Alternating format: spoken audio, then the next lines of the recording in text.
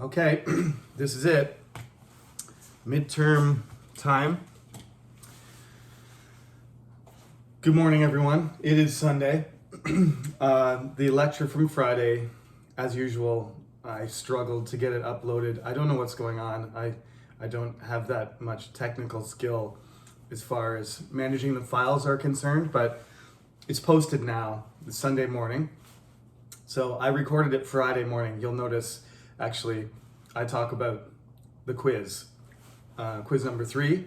And that's the first thing. We have a lot of things to talk about today. So I apologize. I said this lecture was going to be short, but it's not. It's probably going to be one of the big ones.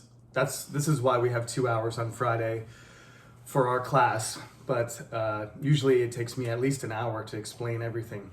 So we'll see how it goes. The first thing is the quiz on Friday was much better. There was a lot of people who got perfect this time, which I don't particularly like. I'm sure you like it, but there's not supposed to be 10 or 12 people getting perfect. So obviously you studied. The average was higher. So if you were one of those people who got perfect, well done. I guess the difficulty of the questions is supposed to be the same because I was satisfied with the curve, but a lot more people got higher scores this time, especially a lot of perfects. So good for you. Going into the exam, that should give you some confidence. This afternoon, I'm going to record all of the quiz scores. Somebody already asked me, where's quiz 2? I didn't release them yet. So there's a lot of things to be done today. It's busy time, as you know. Our midterm is on Wednesday.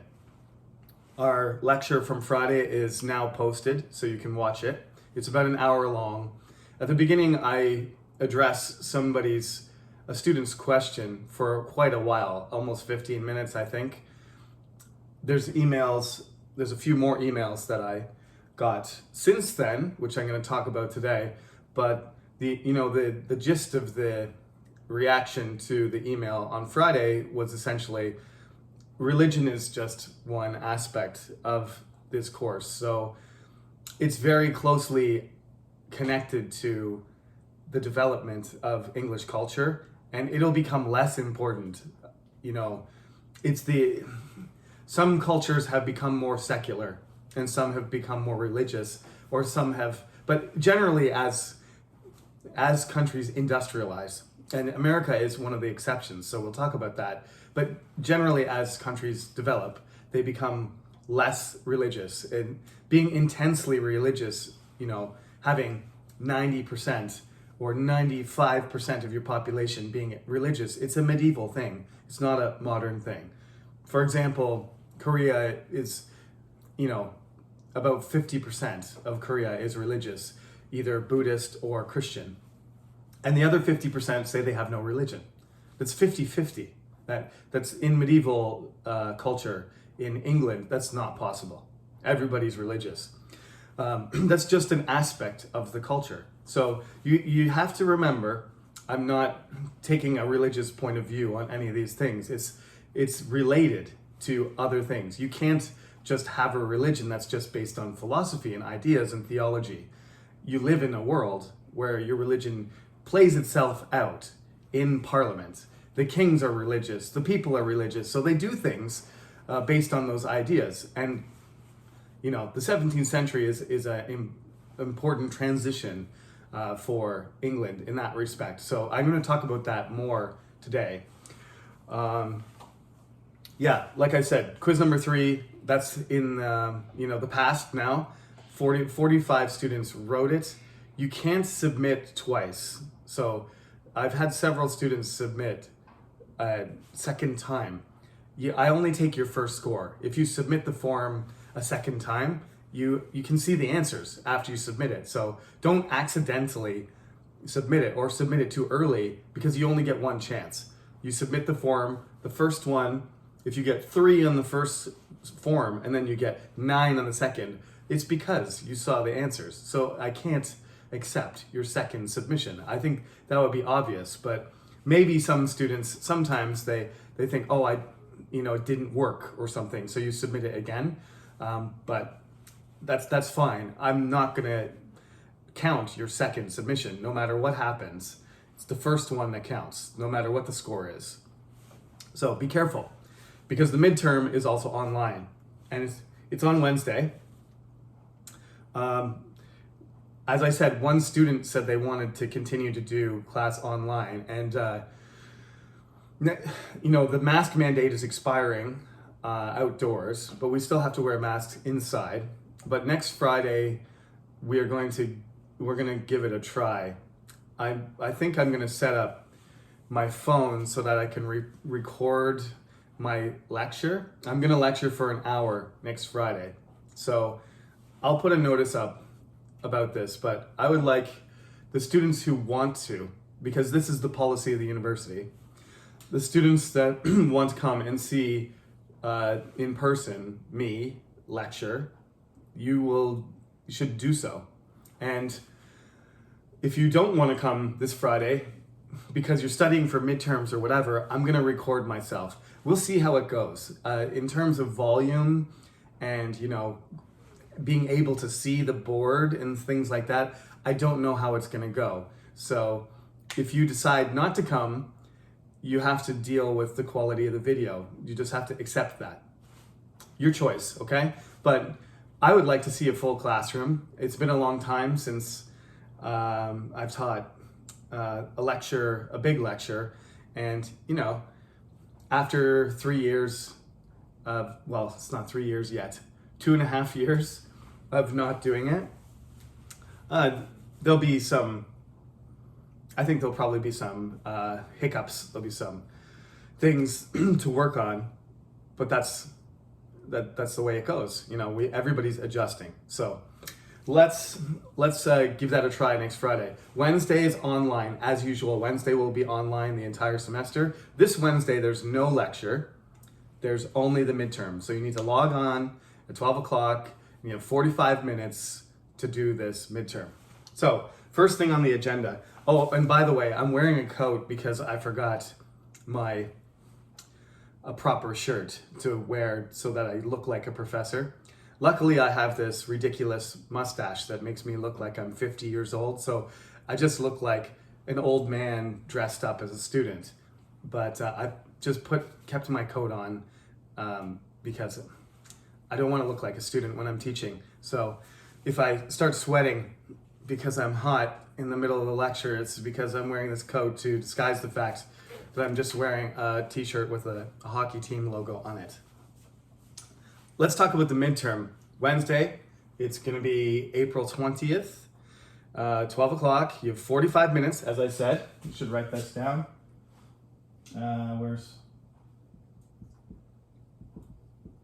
Draw your attention to this corner over here that I haven't used. The midterm, there's going to be 30 multiple choice. Covers the entire course from the beginning until today. And there's going to be 2 long answer, which you have to write sentences in English to explain a question, okay? So I might ask you to talk about the 5, cultures in the first millennium that mixed to produce eventually the British identity. So you got, the Celtic and the Roman, the Anglo-Saxon, German, Viking, and Norman. Those are the 5, right? 4 of them are invaders, and the Celtic, the Britons, were there first. They were already there. The Romans invaded, the Germans invaded, the Vikings invaded, and then the Normans invaded. Those are the 4 major groups. Oh no, my printer's talking. Okay, that could be a question. So then you have to not only just name them, though, it's not a list. You have to explain, something about them, some aspect about them. So you have to say, something about the Celtic people. They were there first, and they had tattoos and long hair, and they carried heads around, and they were, there was various tribes that were not unified, and they had their own language, and they had their own religion, but they didn't really have cities. They just had, villages and towns and farms. That's more than enough. You just need to give me something, right? Then you have to talk about the Romans and why the Romans were important. And okay, that's the way it goes. You have to write a paragraph. It could be, 5 to 10 sentences to get your full 5 points. Okay? Grammar, people always ask, is grammar important? No, perfect grammar is not important. Your grammar has to be good enough that it's correct, that the communication is correct, that the information that you are trying to communicate is understood. Small grammar mistakes don't matter.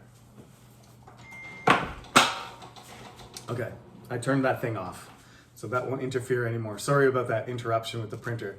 Once again, 30 multiple choice, 2 long answer questions for a total of 40 points. And that midterm is worth, I think, 15% of your final grade.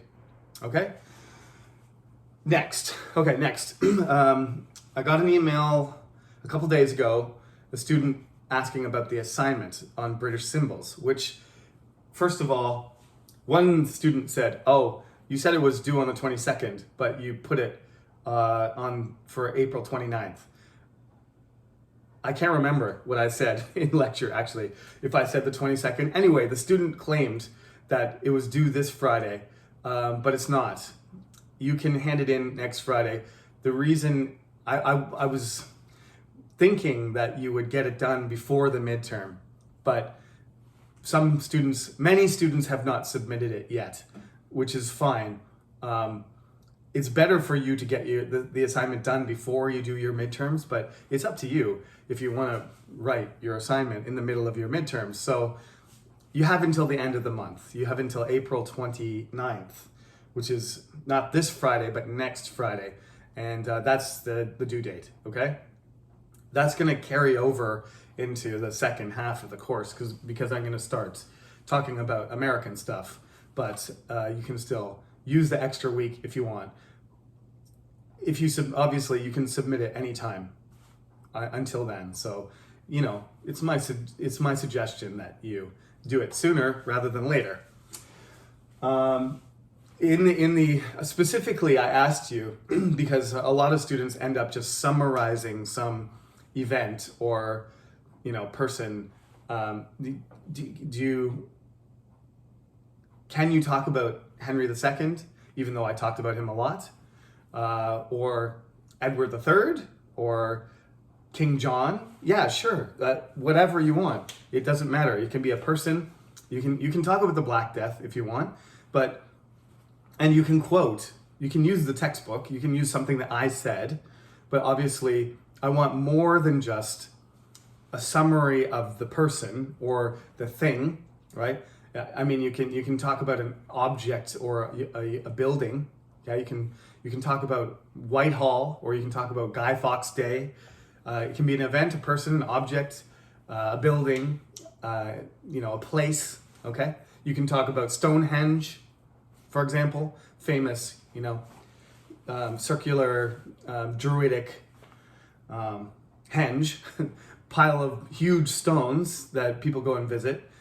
You may not know that those stones fell down and then, the British government put them up again so that we could look at it the way it was originally. But those stones, all collapsed many, many years ago and they had to be fixed. They had to be put back up and arranged. You can talk about whatever you want, but I don't want just a summary of that. I want you to analyze according to the ideas that I used in class. We only briefly talked about this in the first week, but a student asked me, do I understand this correctly? And no, they did not. They completely wrong, in fact. So let's straighten this out. Context, right? Context means the information surrounding something, what is related to that. So you say something like, let's do the gunpowder plot because the gunpowder plot is right behind me here. All right, so you say it's in 1605 and you say it's on November 5th and you define what it is. It's a bunch of Catholic, nobles who want to kill the king, and they want to, change the country back into a Catholic country. And James, the king, is the person who's preventing that, right? His government is Protestant, not Catholic. They're Anglican. So the Catholics, they try to influence it, but basically, the French and the Spanish and Rome, Italy's not a country. It's actually a bunch of states. People often get confused about that, so I just call it Italy. But Italy essentially is a bunch of city-states, right? Milan, Venice, Rome, Naples, these are all, it's not a country. Germany's not a country either at this point. Germany is the Holy Roman Empire, and it's a collection of states and cities that make up this thing that includes, Czechoslovakia and or Czech Republic and Slovakia, now, Austria and Germany and everything between, France and Hungary, including Hungary, is the Holy Roman Empire. It's this big, huge thing, okay? And it's a very powerful country. But the Holy Roman Empire becomes half Protestant and half Catholic, and it fights itself, and it fights France. Confusingly, there's this big war called the 30 Years' War. We didn't talk about it because it's not related to England very much, because England basically stayed out of it because of James. A lack of money and other things. But basically France is Catholic, but France fights on the side of the Protestants during the war. It's Spain, the Holy Roman Empire, against the Holy Roman Empire and the Netherlands and France. And it completely destroys Europe. This happens just before the English Civil War. So some English soldiers go and fight in that war, which completely, as I said, wrecks, especially Germany, gets wrecked for hundreds of years. Some people believe, okay, it's a terrible war.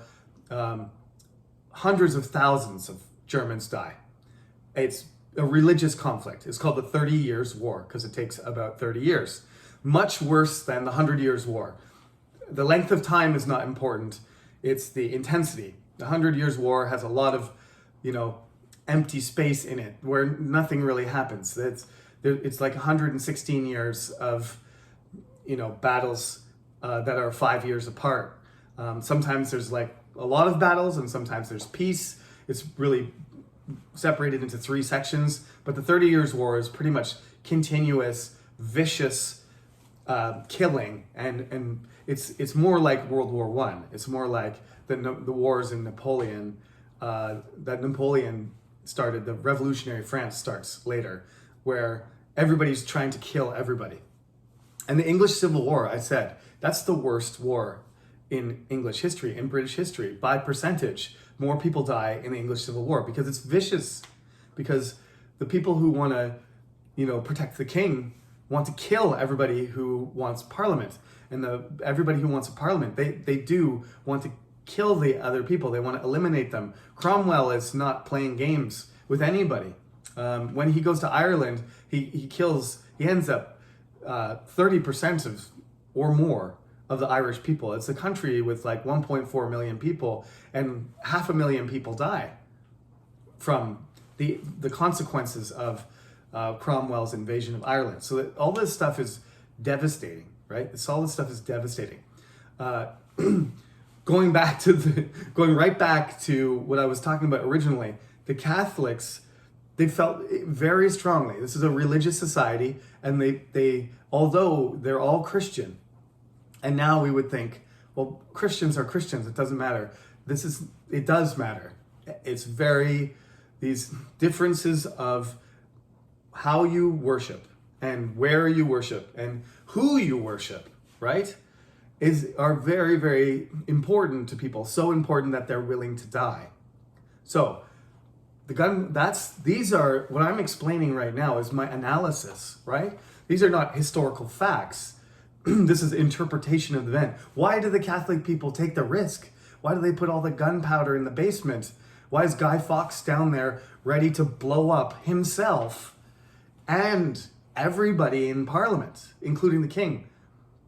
That's analysis, right? That's context, right? So what am I talking about right now? When I'm talking about the historical facts, I'm talking about the 30 Years' War, right? I'm talking about November 5th. I'm talking about 1605. King James is the king. These are historical facts. That's historical context, right? When I talk about the culture, what I just did, I'm talking about the religious reality, right? That there's Catholics and there's Protestants of different types fighting a vicious war on the continent, right?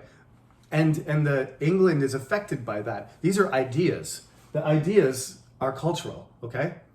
The social context is actually what happens, in the milieu, in the situation, in society at the time. So King James, being a Protestant Anglican king, right? In that situation, he is, ironically, he is tolerant of Catholics. The reality is that the Catholics are trying to blow up a king who is accepting the Catholics, right? This is the situation. Like what King James has decided. He likes Anglican hierarchy. He doesn't like Presbyterianism. He certainly doesn't like Puritans because Puritans don't really, their church organization doesn't really respect, different levels, different classes. So he doesn't like that because he is the top of the pyramid. So obviously he wants a religion that has levels because he's the individual at the top, right? This is the social context. He can't really, agree with the Puritans' idea of everybody's the same. Everybody reads the Bible. Everybody can interpret the Bible. We have no bishops. King James says, if we have no bishops, we have no king. He's right to a certain extent, right? In the church, in the Catholic Church, there's a special individual who's on a different level than everybody else. It's the bishop. He's chosen by God, and he's not elected, he's appointed. He gets his education, and he's a sort of usually he's an upper class person. It's the second or third, son from an aristocratic family. Bishops aren't peasants. Thomas Becket was low born, so it's possible for you to rise up. But he rose up. Thomas Becket became Archbishop of Canterbury because King Henry was his friend. And he chose him, and thinking that he would be, an archbishop that would be friendly to the king's ideas. He was wrong. Once Becket became archbishop, he took his role, his leadership seriously, and he became a very devout Catholic priest. He fought against the king whenever the king did something that the church was against the church rules or against its principles. He fought against it, which made Henry crazy. As you know, he liked to chew carpets. So we're talking about social things here. Chewing carpets. When I mentioned that thing about him, because I love that story, and it's not carpets because it's like that, 800 years ago. So they're rushes, actually. They're just like kind of reeds. It's not like plastic carpet or expensive, fiber. I say carpet, but what I really mean is it's a rug made of bulrushes. It's more like grass. It's more like dried grass. So he chews on the dried grass when he gets really angry, and sometimes he yells, and sometimes he stomps around and stuff. That's what Henry II is famous for doing. What the person is doing or what's happening at the time is social context. The idea is a cultural context. The series of events that's related to the situation, the thing that you choose, the symbol, is historical. Okay? All right. I was telling different stories there. I was talking about the 30 Years' War and the gunpowder plot and the religious situation, and then I started talking about Henry II. These are all different examples. Okay? In the textbook, I think I mentioned Abraham Lincoln and English breakfast and the bald eagle as a symbol of America. You choose. Don't choose American things, though. Don't choose this is British. So no Abraham Lincoln or bald eagle, but English breakfast or Winston Churchill or William the Conqueror, your choice, okay? Okay. Let's take a break for 1 second.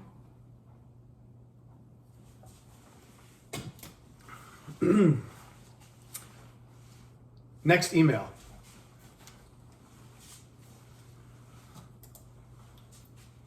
Okay, this actually, 2 minutes before I started recording this, I got this email. So this student just snuck these questions in right before I started, and I happened to check my email before I started the recording. So let me answer the questions one by one. There's 5 questions. Both William the Conqueror and Henry I are Anglo-Norman. Yes, but William is Norman, okay? His this doesn't really matter, but his great-grandmother is English, okay? That's one of his claims to be the king. The other is that Harold, before Harold becomes king, he actually gets shipwrecked in Normandy, and he gets captured by William, and William tells him, I'm the rightful heir to Edward the Confessor. You got to give up your claim. And supposedly, Harold Godwinson, the last Anglo-Saxon king, he says to William, I give it up. So he's captured by William, but once he gives up the claim to England, they have a deal, and they run around Normandy fighting together, and then Harold goes back to England. Later, Edward dies, and Harold decides that he's going to be king. And then supposedly William says, well, you already gave up your claim. You promised me that you wouldn't be king, so I'm supposed to be the king. My great-grandmother is Anglo-Saxon, so I'm the one who has a claim to the throne. And Harold ignores him, so he invades and he kills him. Okay, so William is Norman. But Henry I, his wife is English.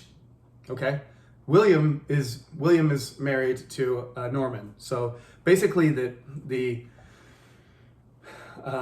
make this really complicated, remember, William has these 3 sons: Robert,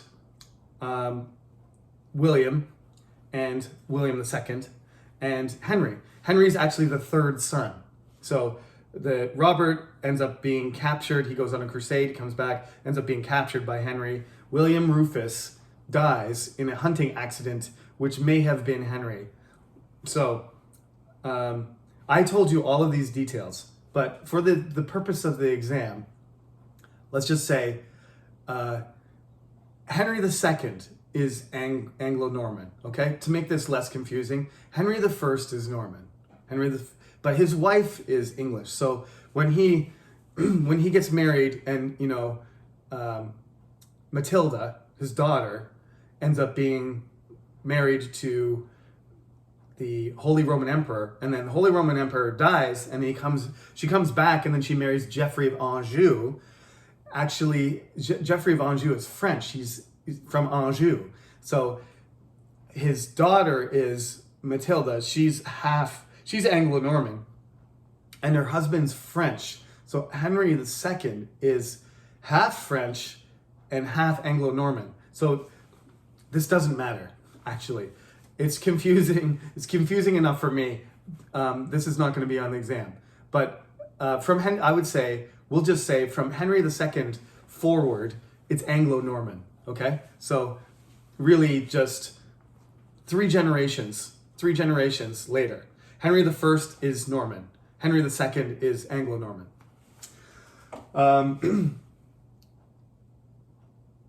The student, what is the next question? Henry Tudor, Henry VII, okay? So there's a lot of Henrys. We skipped most of them. Well, Henry I we talked about because he's important because he's the one after William. William the Conqueror takes over. There's 3 sons.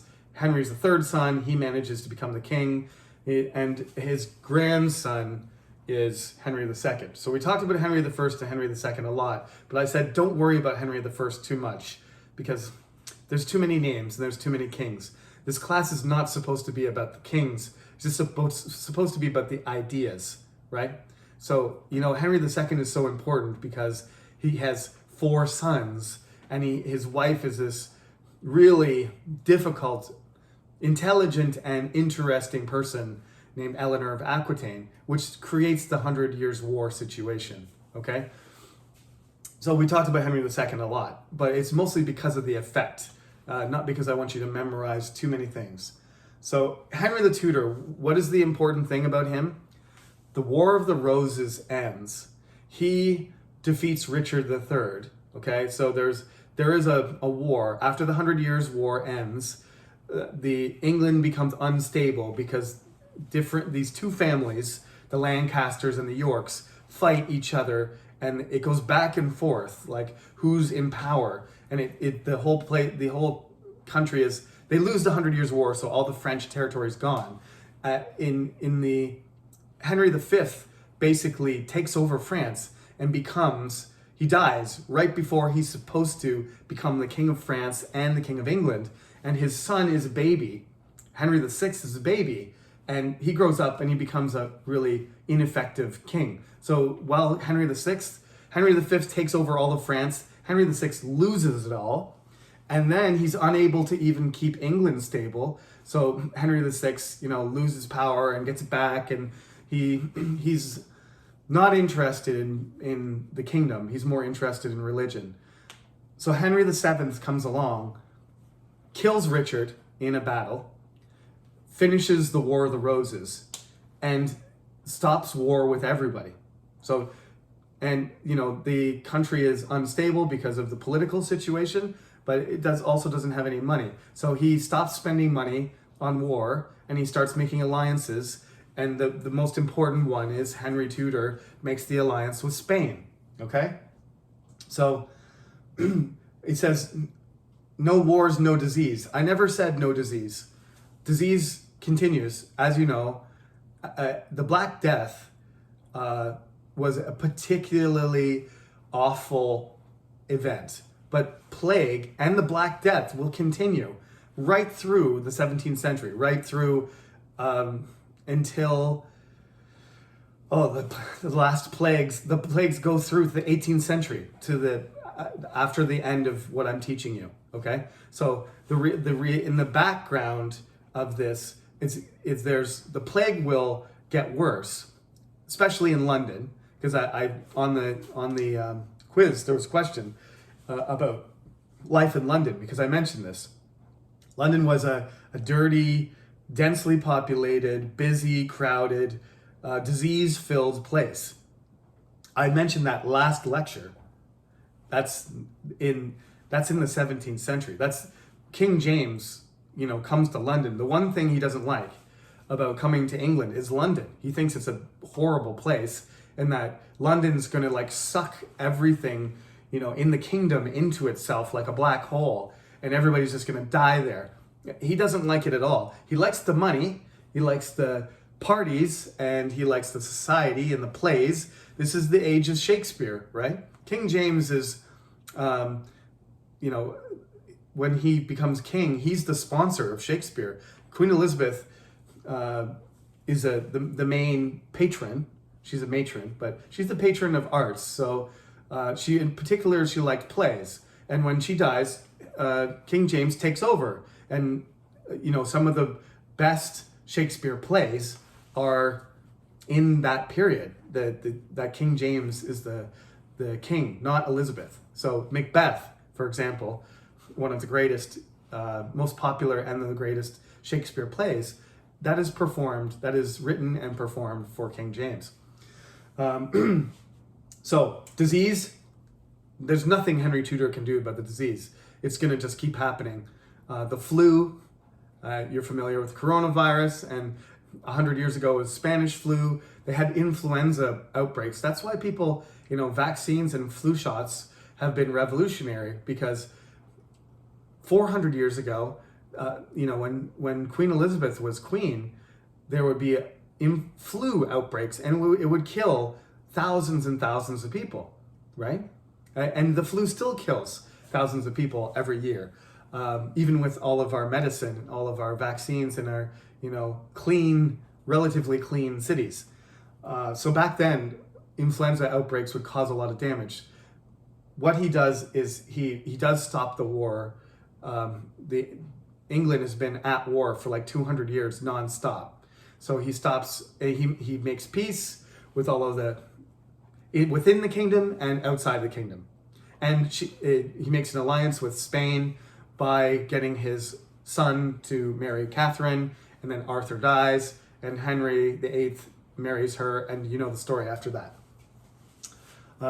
So yeah, after 1453, England and France did not become allies. I don't know why anybody would think that. England became allies with Spain in order to make themselves stronger against France. There's no friendship with France. They're not allies. They're just not at war. But at the end of this course, they will make alliances with France occasionally, but essentially France and England are at war off and on for like 700 years. That's why, there was always a tension from William. William was the Duke of Normandy and the King of England. So technically he was equal and below the King of France, because as Duke of Normandy, he was lower than the King of France. But as the King of England, he was equal. So like that situation couldn't produce this animosity between the two countries naturally. And it took 300 years for basically France to kick, the King of England out of France, because it was originally William's territory in Normandy, and the English took more and more of France until the King of France had to do something serious about it. And that happens finally in 1453, and then 100 years later, under Bloody Mary, the last peace, Calais, which is very close to England, only about 25 kilometers away. You can actually see it. That city is taken back, and that's it. That's it. That's the end of English ownership of France. They don't become real allies until World War I, until 1914. And that's one of the things that Germans were shocked about, that the British at this point in the 20th century, that they would commit fully their empire and all of its resources fully to protect France, to ally with France. They did, though. And I mean, the French and the English naturally don't like each other. It's like a relationship like Korea and Japan, but they have, to be honest, they've needed each other a lot. They've become closer politically and militarily in the last 100 years. Recently, there's been more tension and friction because the United Kingdom left the European Union. Now, it's not part of the EU, but they still have very strong ties, right? Suddenly, when Russia invaded Ukraine, suddenly the United Kingdom and France started talking together and supporting each other. That's really, things can change really quickly. So the answer is England and France did not become allies. Don't be confused. They are not allies at any point in this course for longer than like 5 years or a few years. And that's just because basically because the King of England is trying to take advantage of the King of France, or the King of France is trying to take advantage of the King of England. Not because the countries are really supporting each other, not like they do in World War I. We'll talk about that later. The Presbyterian Church originated from the Church of Scotland. Yes, the Presbyterian Church is at this point, it is the Church of Scotland, right? They're the same thing. So Anglo-Norman is not the Church of Scotland. It's the Korean Presbyterian Church. There's a Canadian Presbyterian Church, but the original Presbyterian Church was the Church of Scotland. Yes. There was a lot of Catholics, though. The country was basically divided between Presbyterian and Catholic. Most of the people in the Highlands, in the countryside, were Catholic, and most of the Scottish that lived in the cities, like Edinburgh and Glasgow, the lowlands of Scotland, the southern part, that's wealthier and more similar to England in some respects, they are Presbyterian. At the end of lecture week 6, the second part, you said the Kingdom of Britain, not the Kingdom of Britain, the Kingdom of England, right? The Kingdom of England has a solution to 5 main problems. Did I mean unification with Scotland? No, but yes, I do. That is part of the solution. The final solution that we're going to talk about today. So let's do that. Let's do that. We still got to finish off a few details that I didn't do last lecture because it was getting too long. And I want to quickly just shoot off a bunch of things major things to review before you do your exam, before you do your midterm. So one of the things that helps the 5 problems is unification with Scotland. So let me move to the side, as my student recommended. Let's erase some of this. Okay, so the Book of Common Prayer, I didn't really mention that too much, but that's way back in Edward's reign. Let's get rid of all this, all the way down to... Let's get rid of this, all the way down to the end of the Civil War, okay? They kill Charles. They create this republic. So for like 10 years of all of English history, it's a republic, like the United States and Korea, okay? There's no president, but they have a parliament, okay? But it doesn't work because parliament fights with itself. So Cromwell, that guy, the genocidal, fanatical, Puritan maniac, who is also a very good military leader, he's called the best cavalry commander of the age. So in the 17th century, he's basically unbeatable. He doesn't lose against anybody. Irish, Scottish, English, parliamentarians, rebels, royalists, he beats them all. So he believes he's chosen by God to be the instrument of punishment and Christianity in England. So this is kind of a Puritan revolution. As I said before, these are the major religions. The major religions in England have become Protestant, all of them. But there's a spectrum, right? There's the Scottish Presbyterian there are English Presbyterians too. They like the Presbyterian religion because it's very Protestant, but not quite as radical as the Puritan, part. Anglican is the official religion of England. The Catholics are underground. There's a lot of Catholics in the rich, upper class part of the society, but they're getting smaller and smaller until by the time that Charles II comes back in the Restoration in 1660, by the time he comes back, he's the son of Charles, right? So this is a very, very big switch. You got kill the king, make a republic. Then Cromwell takes over as Lord Protector, and he's basically like a king. And he dies, and his son, Richard Cromwell, is supposed to maybe take over, but he's not a king, so it's not certain. And Richard doesn't have the same personality as his dad. He's more of like a philosopher, and he's not a military guy at all. He's more of an intellectual, more like Edward the Confessor or something like that. So he's supposed to take control of the country, but he can't. He just doesn't have the personality, doesn't have the ability or the desire. So people kind of expect Richard to take over, but he doesn't. So then the military kind of takes over, and then General Monk, basically marches down, gets rid of Parliament, and he says, they just decide, essentially just decide, actually, maybe this isn't what we want. What we want, we need a king. We can't do this without a king. So they invite Charles II to come back. This is where we're at from last week. And he comes back.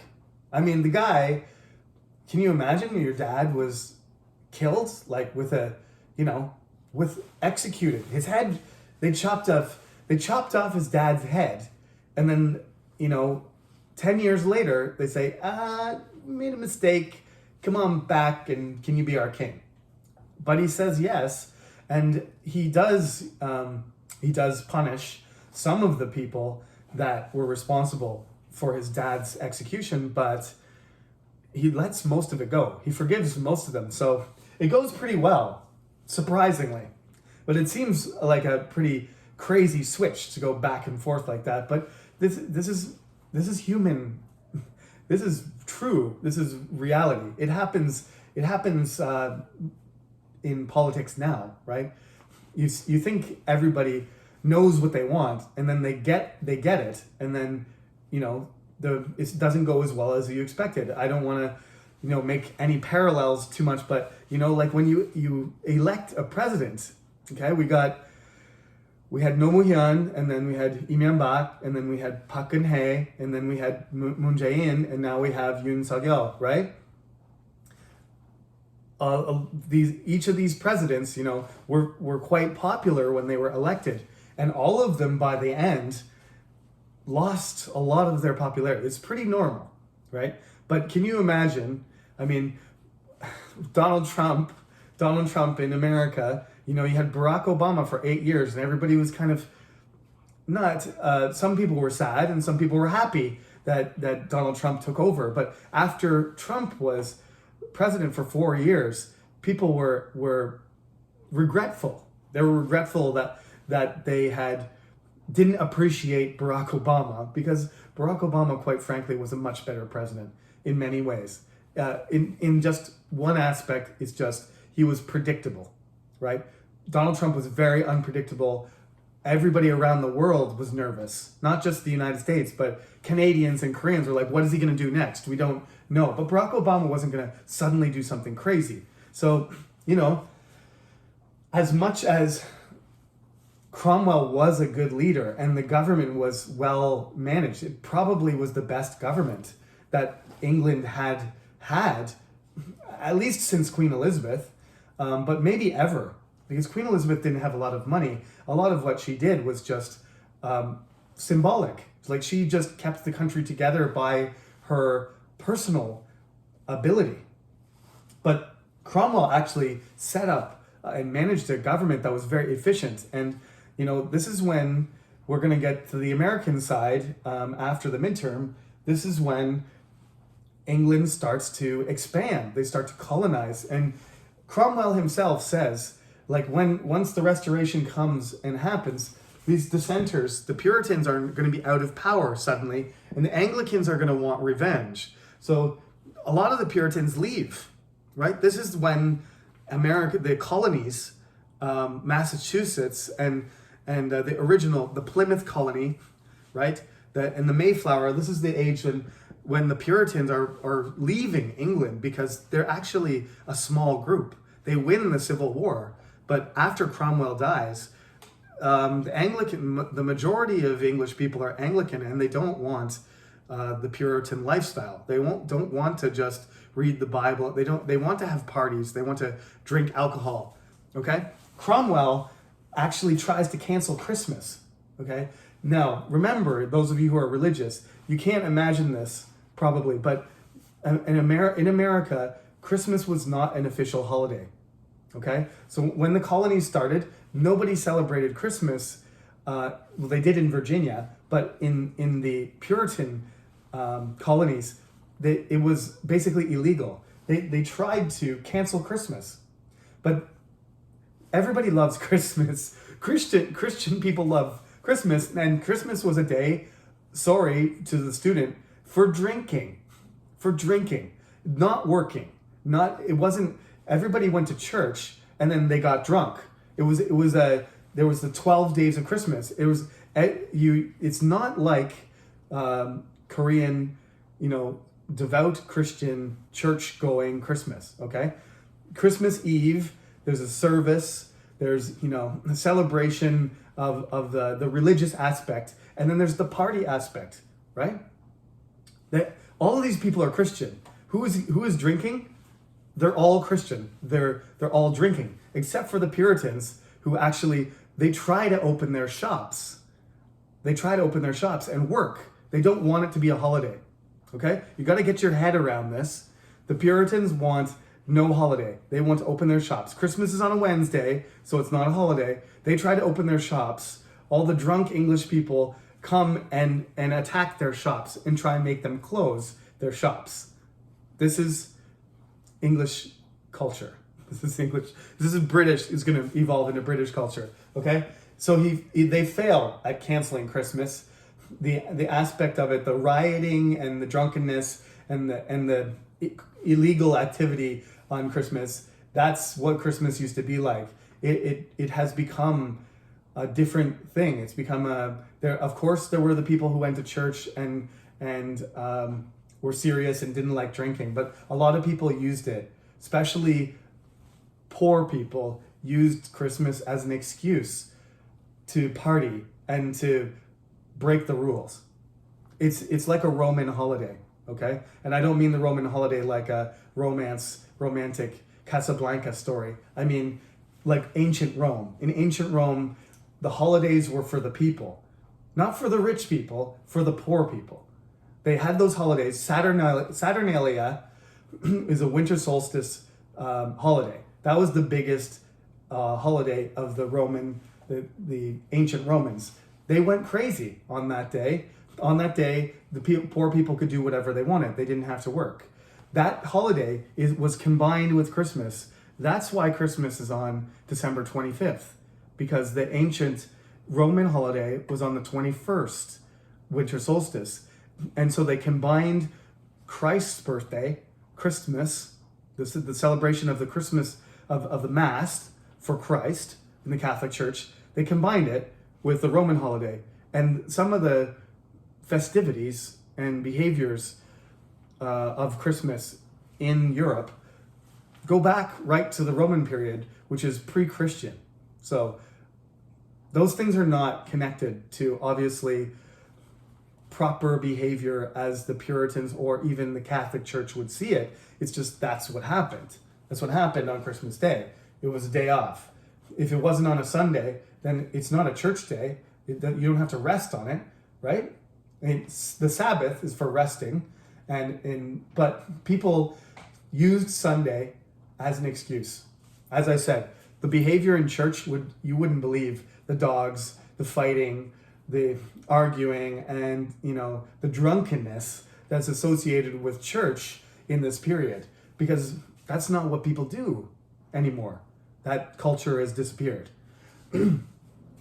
Cromwell dies. His son isn't up to it. Charles II comes back, and he loves the court. It's really the last splendid court, like Elizabeth. He loves drama and music and art and parties and clothing and delicious food, gambling, drinking. That's what Charles II does. This is incompatible, as you know, this is incompatible with Presbyterian and any sort of dissenter, serious, radical Protestantism. Because as the student pointed out, how could Martin Luther be a drunk? Well, he was Catholic. He wasn't Protestant. He grew up Catholic. He never wanted to create the Lutheran Church until he realized the Catholic Church would never accept the ideas in his 95 points. Once he realized that the church was going to reject all of his ideas, he didn't want to be in the church anymore. But he never gave up beer. He drank beer his whole life. And there's lots of sermons that Martin Luther did on drinking, as I said. So these people, they can't live in England and get along. So a lot of them go to America. So there is a very strong American culture oriented around this, anti-party, killjoy, work, eat, sleep, pray idea, culture.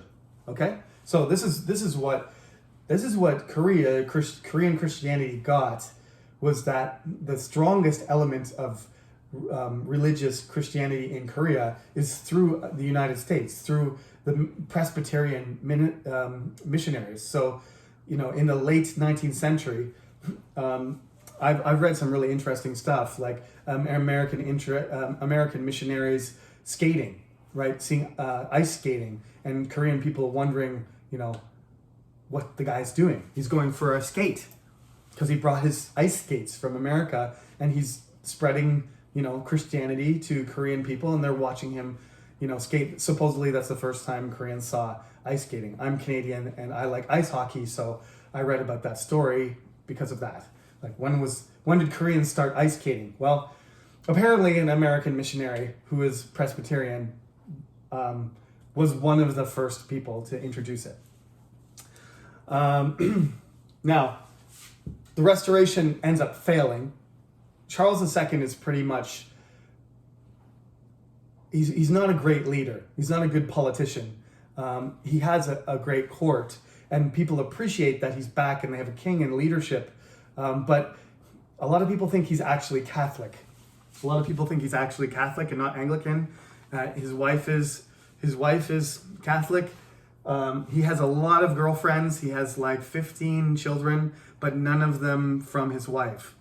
So again, this sounds like not a very Christian behavior, but this is very normal. This is a medieval thing, actually, not a modern thing. Kings and queens won't do this later, but he had many mistresses. The most famous one is the Castlemaine mistress, but he is Protestant.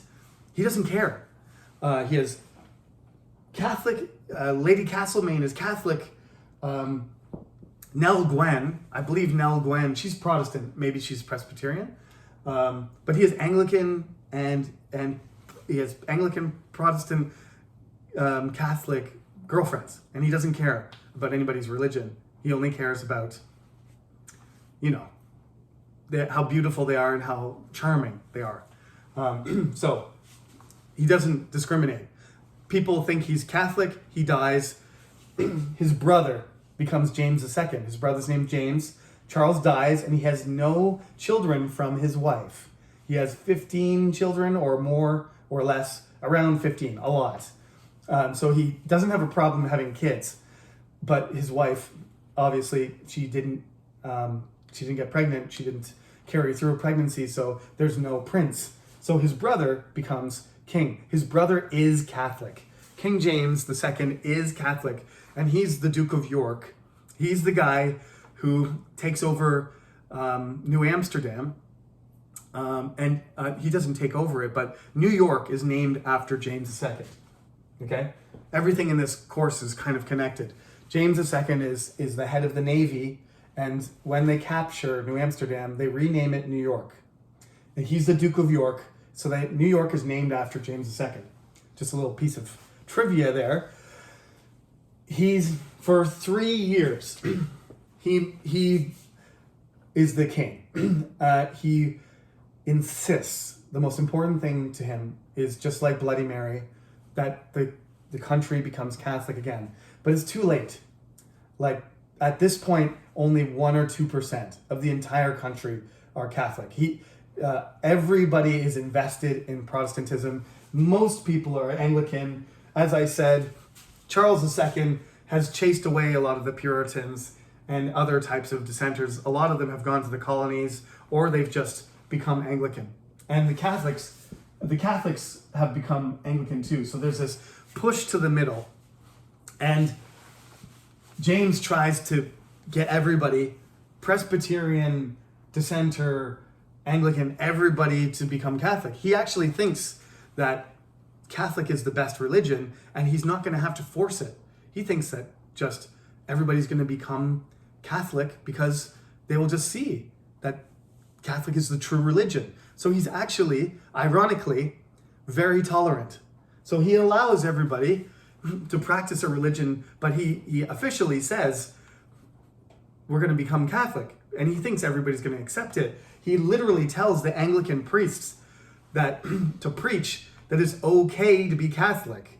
And the Anglicans have been preaching the whole reign of Charles II for 25 years. They've been saying, you got to be Anglican. You got to be Anglican, just like the king. Anglican is the national religion of the kingdom of England. You must be Anglican. And then James says, now I want you to go to church, and I want you to say, it's okay to be Catholic. In fact, Catholic, right? And the Anglican priests are not going to do that. It's like punching themselves in the face. Again, you can't separate religion from politics. It's impossible. And in these days, we do that. One of the reasons that we think that religion should stay out of politics is because of this. Because the king, especially Henry VIII, became the leader of the Catholic Church and the leader of the country at the same time. How can you separate religion and politics when the leader is both, right? The Pope did the same thing. That's one of the problems everybody has with the Pope, leading the religion, is that he's also a political leader. He's the leader of a state in Italy, and he can tell kings what to do.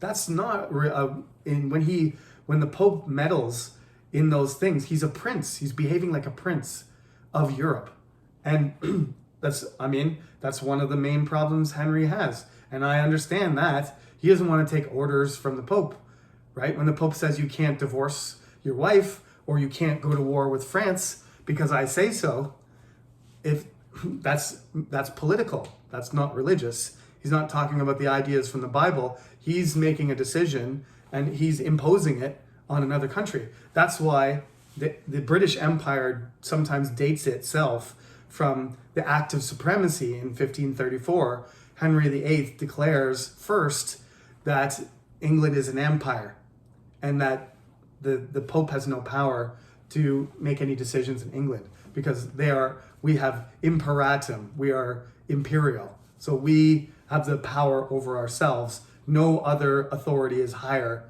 than me. That's what he says. Okay. King James, he's basically offended everybody in pushing the country to be Catholic, just like Mary. He's offended everybody in the society, rich people, poor people, Protestant people, everybody. The only people that are happy are the Catholics, and that's like 1% of the population. So 99% of the population is angry. Because of his behavior, they actually invite William III. He will become William III. They invite the husband of Princess Mary, she is Charles II's daughter. Sorry, getting this wrong. James. Charles has no children. James II has two daughters, Mary and Anne.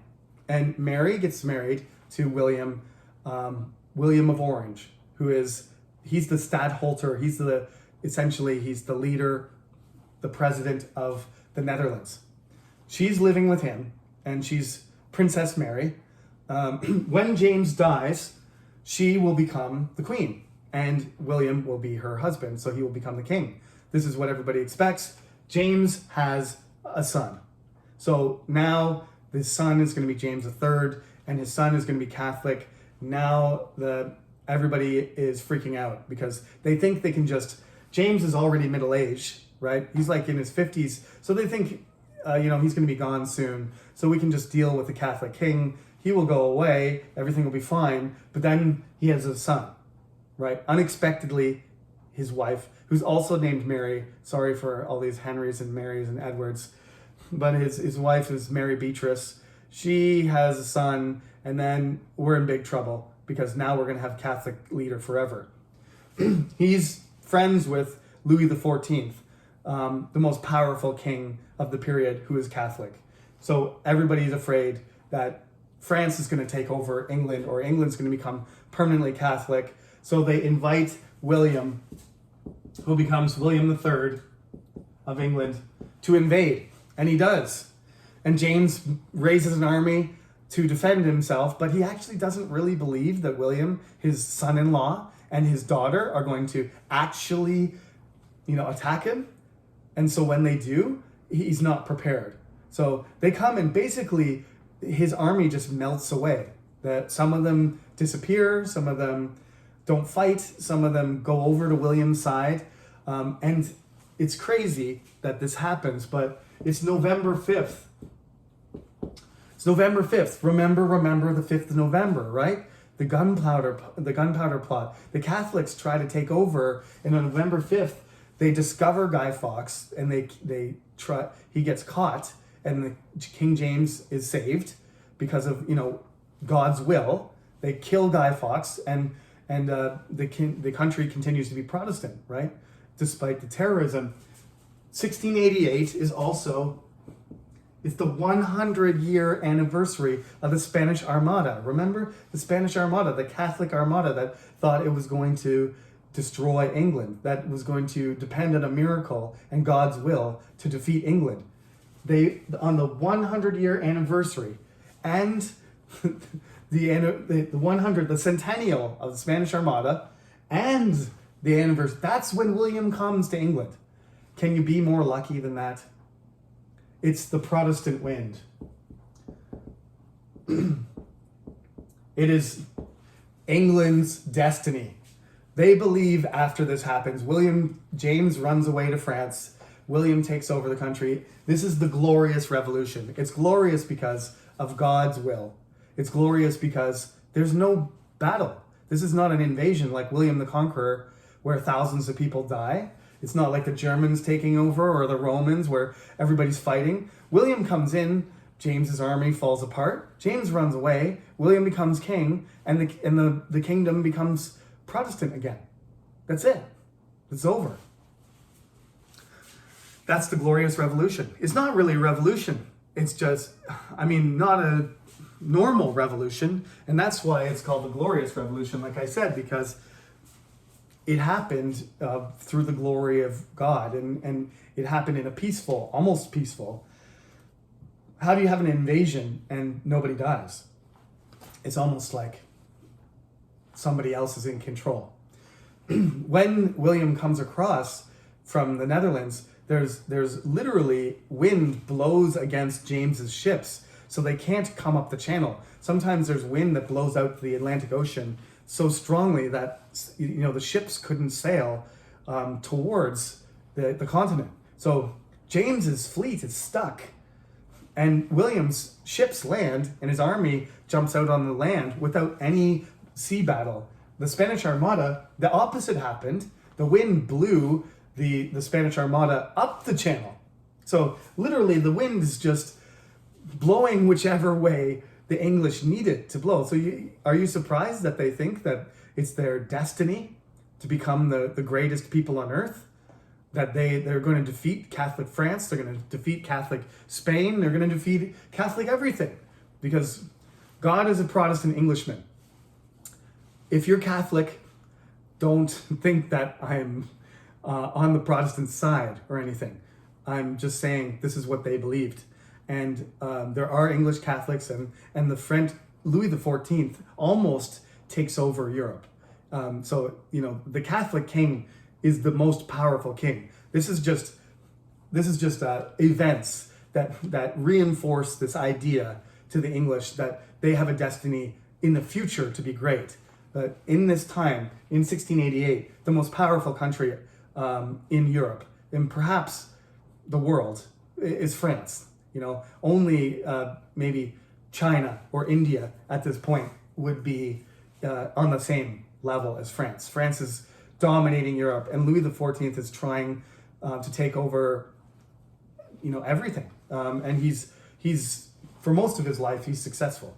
In the end, though, he fights against England, and England wins some important battles. It's kind of like back and forth. You will say it's a stalemate.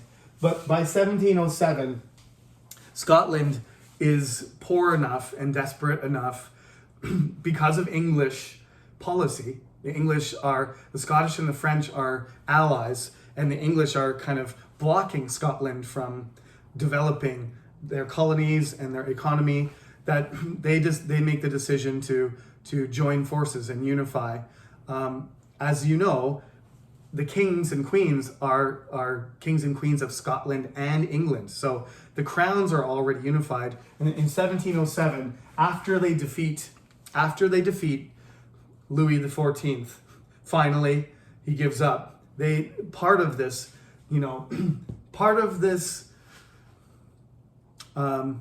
ability to fight France is because Scotland and England agree to combine to form the United Kingdom. So this now at the very end of this entire half of the semester where we've been talking about British culture. This is British culture. This is finally officially Great Britain, 1707. So that's another number you got to remember, that the union between Scotland and England, it started 315 years ago. And it still exists. The United Kingdom still exists. And that was one of the things that enabled England to fight France, is that suddenly it's not England, just England. It's the United Kingdom of Great Britain and Ireland. So the whole British Isles are fighting together against France, and they defeat them. They defeat them, and so Queen Anne, who formed the Union and wins the war. Sometimes it's called Queen Anne's War. It's also called the 7 Years' War. The 9 Years' War. It's confusing. When they win that war, and by the time Queen Anne dies, arguably the British Empire is on its way up. So we will come back to the British Empire periodically as we talk about American culture, but that's the end of the story for now. Now, I am sweating a bit from my coat. I usually stop these lectures. This is the longest one I've ever recorded, but I'm just going to keep going, even though I'm well over my 1 hour limit, because I have to tell you quickly, as fast as I can, some pointers. So let's go over them quick for the midterm review. You should know like the general geography of the British Islands. You got Scotland, Wales, the English Channel, Ireland, where London is, that kind of thing. Basic stuff, so that when I ask you a question, you're not confused. You need to know about the Celtic culture, the Britons, the waves of invasions, Romans, Germans, the Danes, the Vikings, and the Normans. We talked about Boudica, King Arthur, Canute, Alfred, Edward the Confessor, the Norman conquest, I just mentioned that, William the Conqueror, and the story about Thomas Becket and Henry II and his kids, Richard the Lionheart and John especially. The Magna Carta happens in 1215. You got to know about that. Keep in mind all the time, the Great Chain of Being is very important. That's the hierarchy, the order from the king all the way down to plants and rocks and poor people. They're close to the same level. We got the famine of 1315, the Black Death, and the Peasant Revolt. That's the 14th century. Those are the big events. You need to know those three, and you need to know that's when the 100 Years' War starts. Also, Geoffrey Chaucer and John Wycliffe are important people in the 14th century. So you need to know Richard II as king, and the leader of the Peasant Revolt, Wat Tyler, and the reasons why the peasants did it, and the effects of the Black Death. And then we went, the 100 Years' War ended in 1453, and there was the War of the Roses, the Tudors, Henry VII, Henry VIII, of course you need to know a lot of information about him, Edward VI, Elizabeth, and Mary. There's the Shakespeare and Friends Renaissance, the English Renaissance. Of course, the Reformation, you need to know basic ideas about Catholic and Protestant, and you need to know that there's different types of Protestants and what their roles are. You've got Francis Drake, pirates, exploration, and the Spanish Armada in 1588. And then we have the 17th century. I talked about death and taxes and disease, religious conflict, the crisis between Parliament and the king, which ends up being the English Civil War. We got King James, King Charles, Oliver Cromwell, and then finally, Charles II and James II, not that important. More important is the Restoration and the fact that James II tries to make the country Catholic, right? And the Glorious Revolution in 1688. And finally, the Union in 1707. Now, that's not all of what I said, but those are the main things, those are must-know things. I said that list very quickly, so I apologize, but I'm not giving you a full review of everything. I just picked out some really, main points. So make sure you know those at least, okay? These 5 things, I've mentioned them, and students have asked about them several times. Religion, foreign policy, local control, finance, and sovereignty. These are the 5 things that are a problem, that basically lead to the English Civil War and the constitutional crisis, and Cromwell and the Parliament having the Republic, and then the Restoration, and back again. 1707 ends that, and yes, like the student said, is the union with Scotland part of that? Yes. Foreign policy, one of the problems is they have to deal with Scotland. Now Scotland's not an enemy. Now Scotland is part of their country. So that solved that problem pretty well. Also, local control and sovereignty. Who's in control of Scotland? The British Parliament. Now, instead of having 2, parliaments, the Scottish Parliament and the English one, they combine, right? And now they have separate ones again. But at this point, basically they just have Scottish, representatives come down to Westminster, and the governments are combined. They're still combined now, but they have their own parliament, and the Welsh and Northern Ireland have their own parliaments too. But at this point, everything is, local control is eliminated and central control is established. The British Empire is being established. So this solves the problem of who's in control, the local leaders or the main government. The main government is in control. Foreign policy is solved. Sovereignty, who's sovereign? Well, Parliament is, because Parliament is choosing the king. They invite William to come from the Netherlands, and he takes over the country. When William dies, they give the crown to Anne, all right, which is Mary's sister. William and Mary don't have kids. They die without kids, so it goes to Queen Anne. She doesn't have kids either, even though she was pregnant like 14 times. She doesn't have any kids either. So then they invite this distant cousin from named George from Germany, who doesn't speak English, and they invite him to be king. Who's in control? Who's in control? When Anne dies, she doesn't die in 1707, but when Queen Anne dies, who's in control of the country? She dies, okay? And they invite somebody who doesn't speak English to come to England and be the king, King George I. Who do you think's going to run the country? The guy who doesn't speak English? No, he just chooses a bunch of English ministers and says, run the country and I'll be the king.